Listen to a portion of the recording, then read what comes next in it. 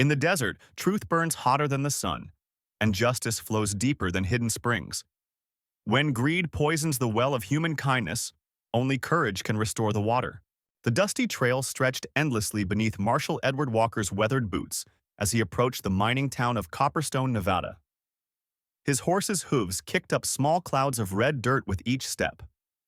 The sun blazed overhead, casting long shadows across the desert landscape dotted with sagebrush and Joshua trees. Walker adjusted his wide-brimmed hat and studied the settlement ahead. A collection of wooden buildings and tents clustered around what appeared to be the main mining operation. "Marshal Walker, thank the Lord you've come," called out Mayor Henderson as Walker dismounted near the town's modest saloon. The portly man hurried forward, his face flushed with worry. "These attacks on our folks, it's got everyone scared to venture beyond the town limits. 3 families hit in the past month, all their livestock scattered or stolen. The women and children are terrified." Walker nodded grimly, tying his reins to the hitching post. "Tell me about these attacks, Mayor." "It's that Navajo chief, Gray Wolf," Henderson continued, mopping his brow with a handkerchief. "He left the reservation with his band about 2 months ago. Been causing trouble ever since. The territorial governor sent word that you'd help us deal with this situation." Walker's experienced eyes scanned the nervous faces gathering around them.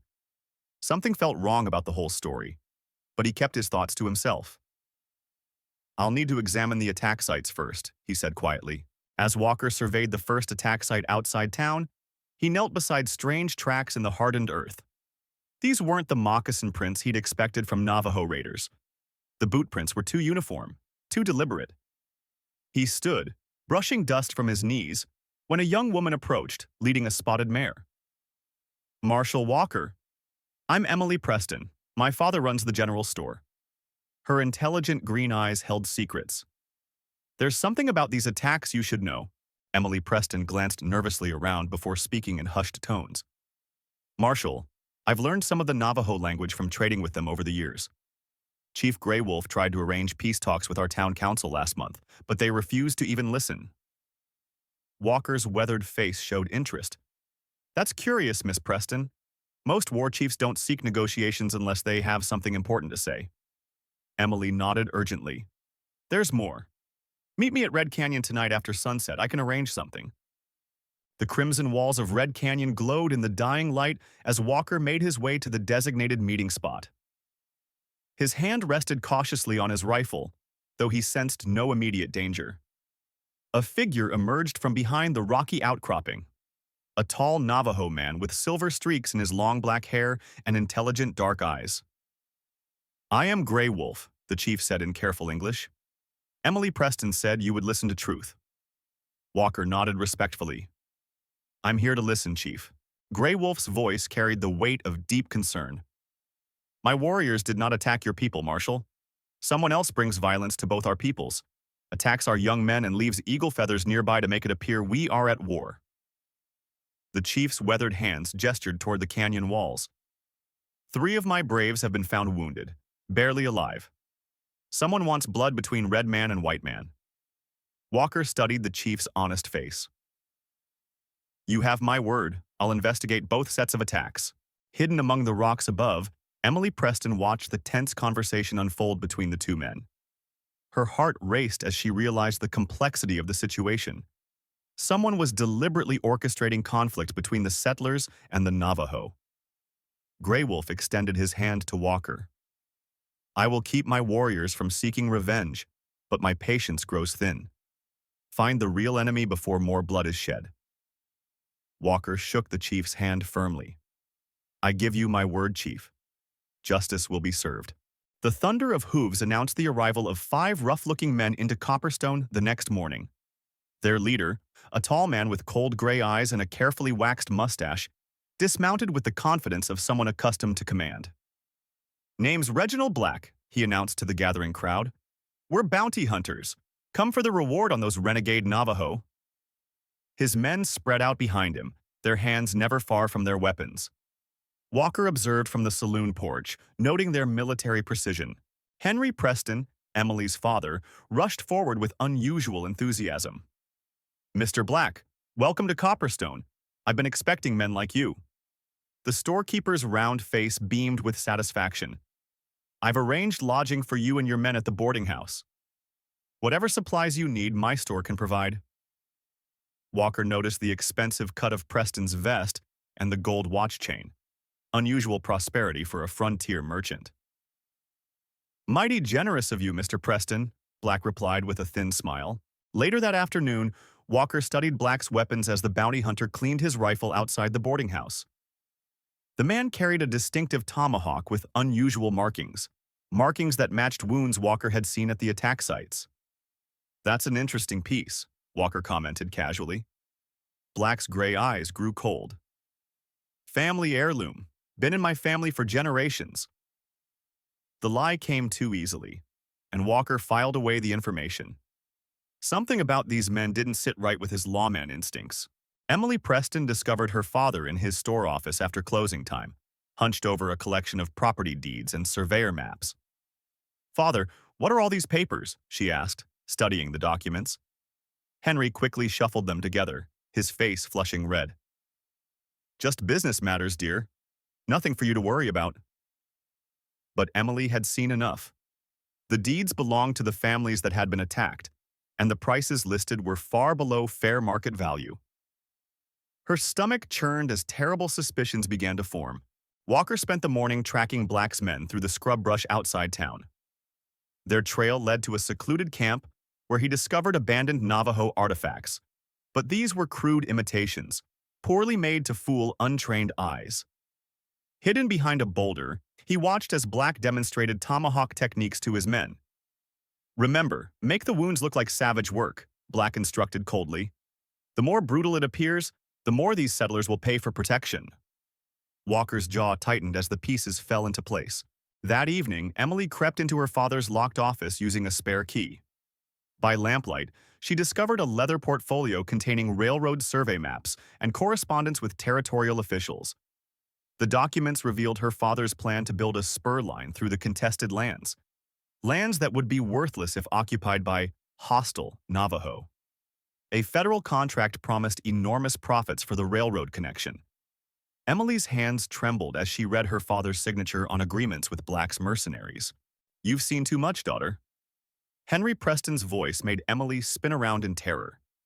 Her father stood in the doorway, his usual kindly expression replaced by cold calculation. "I built this business from nothing, and I won't let misguided sympathy destroy our family's future." Emily clutched the papers to her chest. "Father, you're planning to destroy an entire people for money." Preston's face hardened. "Sometimes progress requires difficult choices. Mr. Black will handle the situation." Black's men surrounded Emily before she could escape the store. "Take her to the old mine shaft," Preston ordered without meeting his daughter's horrified gaze. "Make it look like the Navajo took her. That should rally the townspeople for a final solution." Emily struggled against her captors as they dragged her toward the door.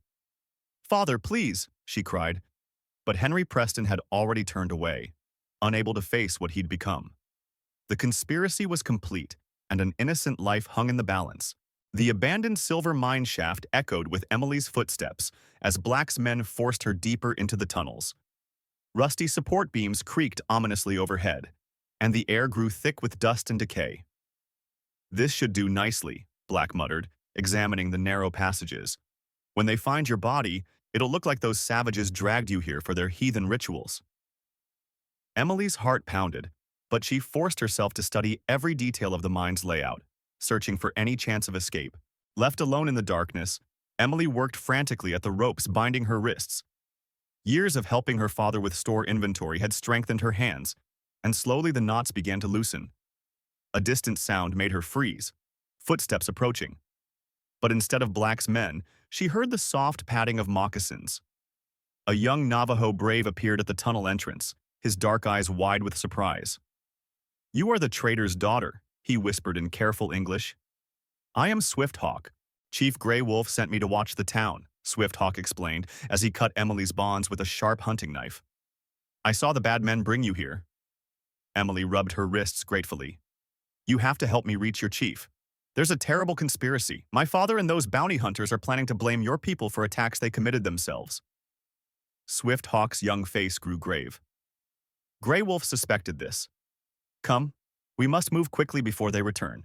Through hidden canyon paths known only to the Navajo, Swift Hawk led Emily to Grey Wolf's camp.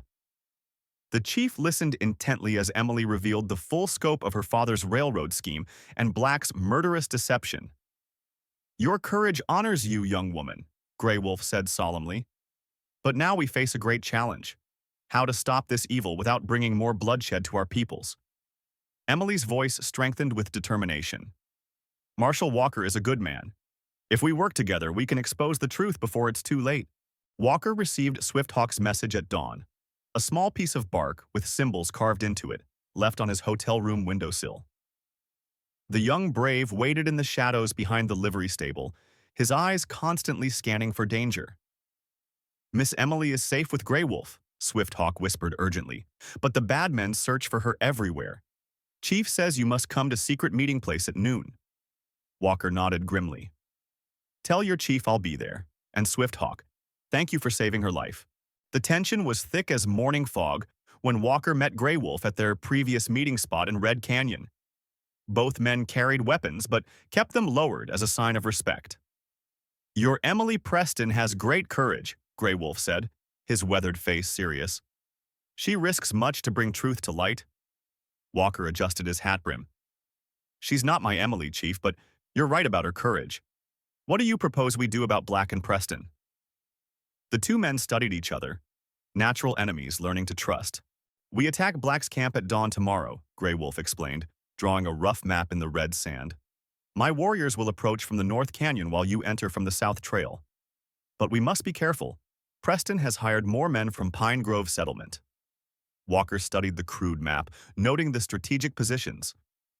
My concern is the townspeople. If they see Navajo warriors in Copperstone, they might panic and start shooting. Grey Wolf's dark eyes reflected the same worry. This is why we need Emily's help. That evening, Emily moved carefully through Copperstone's back alleys, visiting trusted friends and neighbors. At the widow Thompson's house, she showed the stolen documents to several women whose husbands had been killed in the fake attacks. Mrs. Thompson, this proves your husband wasn't killed by Navajo raiders, Emily explained gently. These bounty hunters murdered him so my father could buy your land cheaply. Tears streamed down the widow's face as the terrible truth sank in. That monster. He attended my husband's funeral. Dawn broke over Red Canyon as Walker and Grey Wolf's warriors moved into position.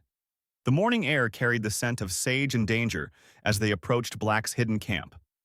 Through his spyglass, Walker spotted several captive Navajo braves tied near the campfire, evidence for Black's planned deception. They're using our own people as bait, Grey Wolf whispered angrily. When the attack comes, they'll wound these prisoners and claim they were rescuing them from us. Walker's jaw tightened. Not if we stop them first. The battle erupted with thunderous gunfire echoing off the canyon walls. Walker's rifle cracked repeatedly as he provided cover for Grey Wolf's warriors who moved like shadows among the rocks. Black's men, caught by surprise, scrambled for defensive positions behind their supply wagons. Fall back to the horses, Black shouted, realizing their ambush had been turned against them. Swift Hawk darted between the gunfire, cutting the bonds of the captive Navajo braves with his sharp knife. A cry of pain pierced the morning air as Swift Hawk stumbled, crimson spreading across his buckskin shirt. He had taken a bullet while freeing the last prisoner, but continued moving with grim determination. Swift Hawk, Grey Wolf called out, his voice filled with anguish for the brave young warrior. Walker saw the chief's distress and laid down covering fire, allowing two Navajo warriors to reach their wounded companion. The sight of the young brave's sacrifice moved both men deeply. Black and three of his men managed to reach their horses and thunder away toward Copperstone, leaving behind their supplies and several wounded mercenaries. Walker knelt beside Swift Hawk, pressing a bandana against the young man's shoulder wound. You did well, son, Walker said quietly. Grey Wolf's weathered hand rested gently on Swift Hawk's forehead. You have brought honor to our people. Despite his pain, Swift Hawk managed a weak smile. The truth must reach the town, he whispered. The alliance had been sealed in blood and courage. Walker rode hard toward Copperstone as dark clouds gathered overhead, but Black had reached the town first. From the hill overlooking the settlement, Walker could see an angry crowd gathered in the main street. Preston's voice boomed across the dusty plaza. That marshal has betrayed his own kind. He's working with the savages against honest white folks. The townspeople shouted their agreement, their fear and anger skillfully manipulated by Preston's lies. Walker knew he was riding into a trap. Black positioned his remaining men strategically around the town square, using frightened families as human shields. "Stay close to the women and children," he ordered his mercenaries coldly. "If that marshal tries anything heroic, we'll claim the Navajo attacked innocent people." Walker dismounted at the edge of town, his hands raised peacefully. "I'm coming in to talk," he called out. "I have evidence of the real conspiracy." But Preston's supporters jeered and spat, their minds poisoned against him. Meanwhile, Grey Wolf and 3 of his most trusted warriors slipped into Copperstone through the old mining tunnels that connected to the abandoned claims behind the town. They moved silently through shadows, their moccasined feet making no sound on the wooden planks. "Remember," Grey Wolf whispered, "we are here to save lives, not take them. The truth is our weapon." The warriors nodded solemnly, understanding the delicate nature of their mission. Emily emerged from the crowd, her voice clear and strong despite her fear. "Listen to me," she called to her neighbors. "I have proof that my father and these bounty hunters are the real murderers." She held up the incriminating documents, but several of Preston's hired men from Pine Grove moved to silence her. "Don't listen to her lies," Preston shouted desperately. "She's been brainwashed by the savages." The town split into 2 factions as doubt began to creep into some minds. The dusty main street of Copperstone became a stage for the final confrontation as Walker stepped into the open square. Black stood 30 paces away, his hand hovering near his holstered weapon. "You've caused me considerable trouble, Marshal," Black sneered, his cold gray eyes calculating the distance between them. "But every lawman falls eventually." The townspeople pressed back against the buildings, sensing the deadly tension. "Your killing days are over, Black," Walker replied steadily, his voice carrying the authority of years spent upholding justice. Preston frantically loaded a strongbox with gold coins and railroad bonds, sweat beading on his forehead as he prepared to flee. But as he reached the back door of his store, Grey Wolf stepped silently from the shadows. "Going somewhere, trader?" the chief asked quietly, his weathered face impassive. Preston's hands trembled as he clutched the stolen wealth. "You don't understand. This town needs progress. The railroad will bring civilization." Grey Wolf's dark eyes showed no mercy for the man who had orchestrated so much suffering. Emily stood in the center of the crowd, her heart breaking as she watched her father's greed destroy everything she had believed about him. Widow Thompson approached her, holding the damning documents. "Emily, dear, I know this is hard, but your courage has shown us the truth." Other townspeople began to murmur their agreement, finally understanding how they had been manipulated.